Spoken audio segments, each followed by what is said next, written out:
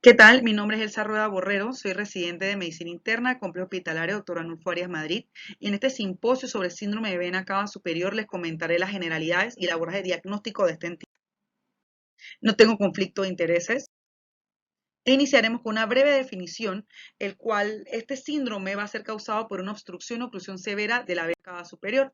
Recordando que la vena cava superior se forma por la unión de las venas brachiocefálicas a nivel del primer cartílago costal derecho y tiene una longitud aproximada de 7 centímetros y desemboca en la aurícula derecha. Esta se encarga a través de sus tributarias del drenaje del cuerpo superior, es decir, por encima del diafragma. Importante mencionar que la tributaria fundamental es la vena ácigo, la cual discurre en la porción anterior de los cuerpos vertebrales y realiza o hace esta rodilla por encima del bronquio derecho y va a unirse a la vena cava superior en su región posterior. Otras tributarias son a nivel del tórax, por ejemplo, en la vena torácica interna y posee también otras tributarias mediastinales. Recordar que pueden haber variaciones anatómicas de lo previamente mencionado. La palabra clave en la fisiopatología de esta enfermedad es la obstrucción. Sea cual sea la etiología, va a haber una oclusión de la luz de las venas, causando un cambio de la presión venosa cervical.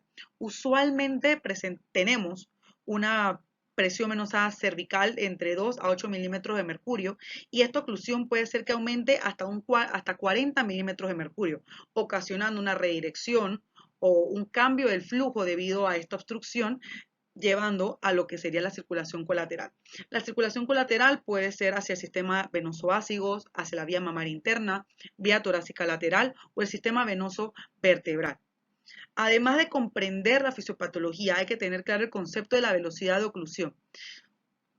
Por ejemplo, si se presenta un paciente con un tumor que haya crecido rápidamente en un corto periodo de tiempo, este delta de presión ocurrió tan súbitamente que no hubo forma de contrarregular estos cambios y el paciente va a presentarse más tórpido, con mayor severidad de los síntomas y con un cuadro más florido. Hay dos grupos etiológicos los cuales tenemos que reconocer, siendo el más frecuente las causas malignas. 7 de cada 10 pacientes con síndrome de vena cava superior van a tener como diagnóstico cáncer, siendo la localización más frecuente, hasta en un 75% de los casos, el cáncer de pulmón. 10% van a ser secundarios a linfomas y hay un grupo heterogéneo donde se pueden ubicar, por ejemplo, el timoma, las neoplasias de células germinales, mesotelioma u otros tumores sólidos los cuales vayan a causar metástasis ganglionares hacia la región del mediastino que vayan a provocar una obstrucción extrínseca. El otro grupo de etiologías son las causas benignas, las cuales hay que reconocer que debido al advenimiento de nuevas tecnologías, dentro de este grupo de causas benignas se encuentran la secundaria dispositivos, ya sea catéteres intravasculares, dispositivos intracardíacos como serían los marcapasos, los desfibriladores, resincronizadores, y hasta en un 30% dentro de esta etiología va a ser secundario a catéteres de hemodiálisis.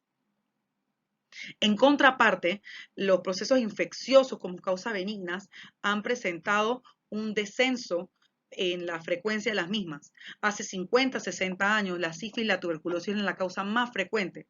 Sin embargo, recordar que en Panamá somos endémicos de tuberculosis y tenemos que hacer una adecuada historia clínica, un adecuado examen físico para poder también tomarlo en cuenta como parte de nuestro diferencial. Haciendo hincapié en la etiología maligna del síndrome de vena cava superior, estos datos de importancia son puntos claves para llevar a casa. 70% de las veces el síndrome de vena cava superior va a ser secundario a cáncer. Siempre buscar pulmón. 75% de las ocasiones va a ser una etiología pulmonar, recordando que 2 a 4% de los pacientes con diagnóstico de cáncer de pulmón pueden desarrollar síndrome de vena cava a lo largo de la enfermedad, es decir, pueden debutar con la misma o que ocurra a lo largo de su terapia o tratamiento. Como se vio en la tabla previa, es más frecuente que se presente síndrome de vena cava superior en pacientes con diagnóstico de cáncer de pulmón de células no pequeñas, en contraparte con el cáncer de pulmón microcítico. Sin embargo, el cáncer de pulmón microcítico va a presentarse como debut de la enfermedad con mayor frecuencia con un síndrome de vena cava superior en comparación con el cáncer de pulmón de células no pequeñas. Como lo dije anteriormente, 10% va a ser secundario al linfoma, siendo la estirpe principal el linfoma no Hodgkin y sobre todo su subtipo, el linfoma difuso de células B grandes. La presentación clínica va a depender tanto de la localización, de la rapidez del inicio de síntomas debido a la causa de obstrucción y además la capacidad de desarrollo o establecimiento de las venas colaterales. Como lo muestro en la tabla de la derecha, lo más presenta una imagen en la cual se encuentran por frecuencia lo que serían los síntomas y signos asociados a este síndrome de vena cava, siendo el más frecuente el edema facial, posteriormente la distensión de las venas del cuello, en tercer y cuarto lugar disnea y tos, y en 53% de las ocasiones se va a presentar dilatación de las venas torácicas.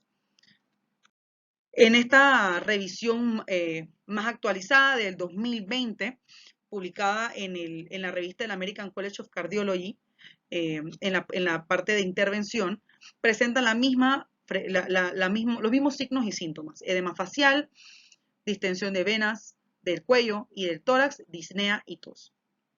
Lo que es importante, y resalto esta tabla, es que el cuadro tórpido clásico que nos muestran en los libros de plétora facial, edema en esclavina, si comenzamos a ver bien la tabla, la plétora facial en verdad solo se presenta en un 20% de los pacientes y el edema de los brazos, que es el famoso edema en esclavina, en menos de la mitad de los pacientes. Así que es importante conocer cuál en verdad la frecuencia de los síntomas y signos para poder nosotros levantar la sospecha diagnóstica y poder abordar de manera adecuada a este paciente. Para poder ejemplificarlo, les traigo este caso de sala de un masculino de 36 años que pues, no tenía antecedentes personales patológicos y negaba hábitos tóxicos. Llega al cuarto de urgencias por una historia de un mes de evolución de disnea progresiva de moderados, esfuerzo que fue progresando hasta mínimos esfuerzos, además dolor torácico en el hemitórax izquierdo anterior, tipo punzante hasta 8 de 10, con un adecuado interrogatorio por aparato y sistemas, llegamos a poder detectar que tenía aumento de volumen en la cabeza y el cuello y tenía pérdida de peso significativa del 6% en este periodo del tiempo.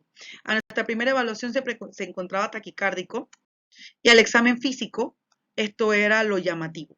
Primero, comparando con la imagen que él mismo nos brindó, si bien en un ángulo diferente, se ve más delgado el rostro, se ven mucho más las facciones, mientras que esta fue la evaluación que tuvimos en la sala. Yo cuando lo vimos por primera vez tenía edema facial, que de hecho es asimétrico con predominio derecho, edema de cuello, y a nuestra evaluación o examen físico cefálico tenía dificultad para la apertura mandibular, que es importante en lo que le voy a mencionar más adelante. Lo más llamativo era la presencia de estas dilatación de las venas torácicas.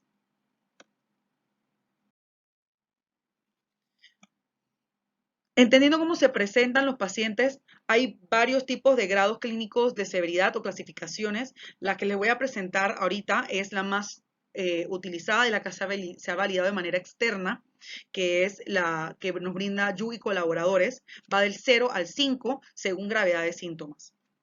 Primero, recordar que ante un paciente con sospecha de síndrome de vena cava superior, nuestra primera pregunta debe ser: ¿está estable o está inestable hemodinámicamente? Y nos vamos a apoyar además con esta clasificación. 0 significa que está asintomático y esto se presenta en 10%, 10% de los pacientes se van a presentar en este punto. 1 es síntomas leves de edema de cabeza o cuello, que esto va a ser un 25% de los pacientes. Y el grado 2, que se presentan así, 50% de los pacientes va a tener síntomas moderados, es decir, edema de cabeza y cuello, pero van a tener alguna dificultad funcional. Entiéndase, disfagia, tos, alteraciones visuales por edema ocular y puede haber impedimento motor de cabeza, mandíbula o párpados de manera leve. Nuestro paciente tenía impedimento motor mandibular por la parte de la apertura. A este punto, lo que les quiero mostrar aquí es que entre el 0 al 2 se presenta un 85% de los pacientes. Nuevamente, el cuadro tórpido de el paciente rojo, con edema, inestable hemodinámicamente o con distrés respiratorio, no es el panorama más frecuente. Bueno, el grado 3 son síntomas severos, Grado 4 es cuando ya está el paciente hemodinámicamente inestable con datos de edema cerebral o de edema laringio que atente la vida del mismo. Y 5 es un síndrome de vena cava superior fatal, o sea, que llegó a la muerte el paciente.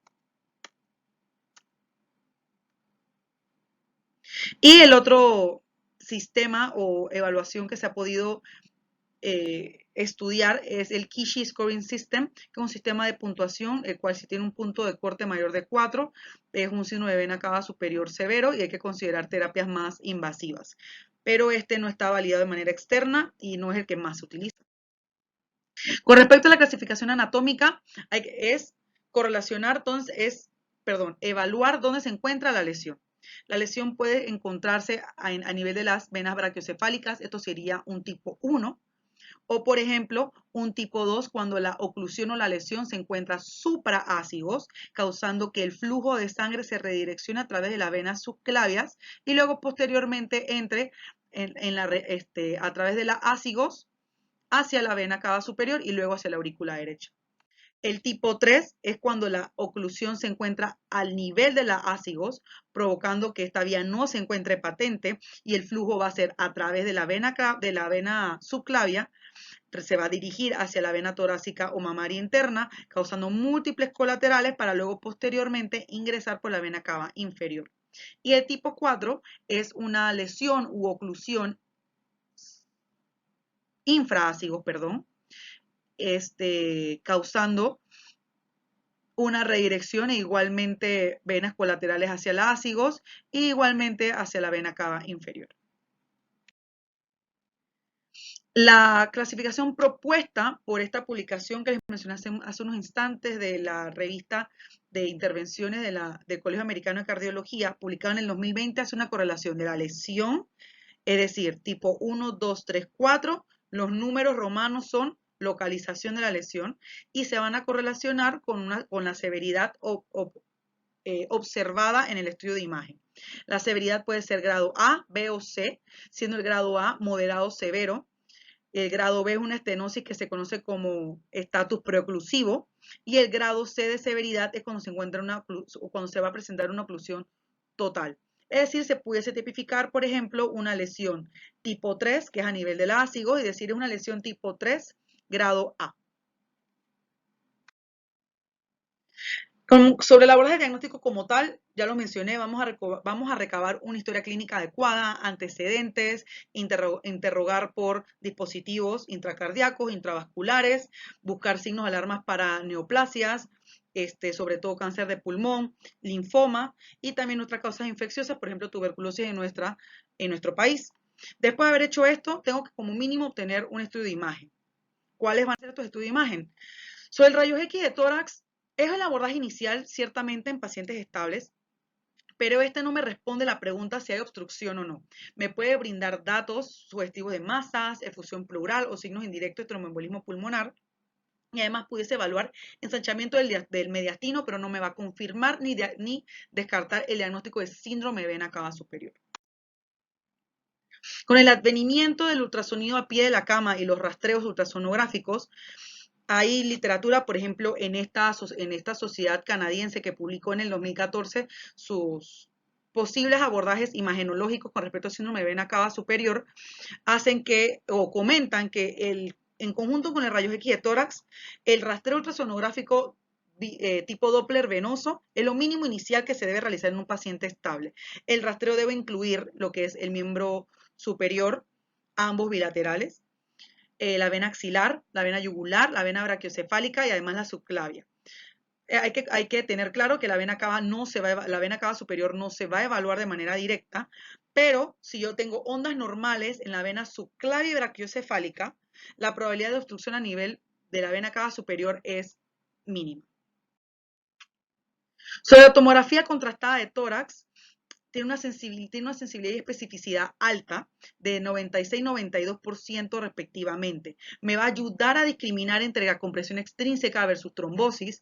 Además, voy a poder evaluar una de las posibles entidades más comunes que sería, por ejemplo, el parénquima pulmonar, pero no solo el parénquima pulmonar, sino cualquier estructura anatómica adyacente y me va a poder guiar para la realización de una toma de biopsia para obtener histopatología en caso tal de una asociación con malignidad. ¿Qué es lo que se va a observar en la tomografía? Pérdida de la intensificación, defectos de llenado o estrechez de la luz, y ahí se puede visualizar las venas colaterales. Sobre la venografía o angiografía, es un estudio endovascular, es decir, es invasivo, pero tiene beneficios, ya que podemos evaluar bien el grado de estenosis, podemos visualizar las colaterales y nos va a ayudar a tener un plan terapéutico para expertos en intervencionismo, que son los adecuados para realizar estos tipos de procedimientos, y puede ser, la venografía puede ser tanto diagnóstica como terapéutica en un solo tiempo. Lo que está en contra de lo mismo es que obviamente no está disponible para todas las instituciones, requiere un personal experto, no me va a ayudar a determinar la etiología, masas extrínsecas no las voy a poder evaluar con este método, y obviamente los pacientes alérgicos al contraste, este es un punto en contra. Nuevamente regresando a nuestro algoritmo, ya sabiendo que como mínimo un rayos X de tórax estable asociado con ultrasonido Doppler venoso en miembros de la región superior, si es posible realizar una tomografía de tórax con contraste, y de aquí en adelante recordar que esto es multidisciplinario, apoyarnos de los intervencionistas, de un equipo oncológico en caso tal lo estemos pensando, de medicina interna, neumología, del equipo de urgencias que lo vaya evaluando de manera inicial. Así que son muchas personas que hay que entrar en el juego cuando tenemos la sospecha de un síndrome de vena cava superior.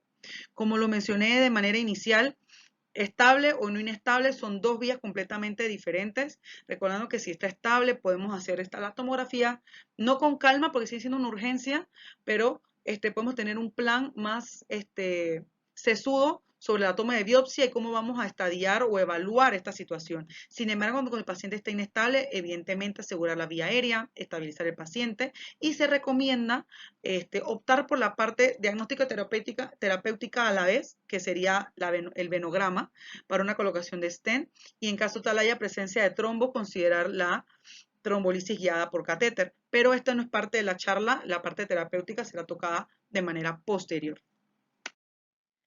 Para finalizar, puntos claves de esta charla del diagnóstico de síndrome de vena cava superior.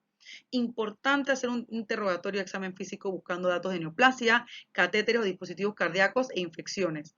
Ojo, Panamá, no olvidar la tuberculosis. Sobre la etiología más frecuente, recordar, es cáncer y hay que pensar en pulmón. 75% de los síndromes de vena cava asociado a malignidad es pulmón.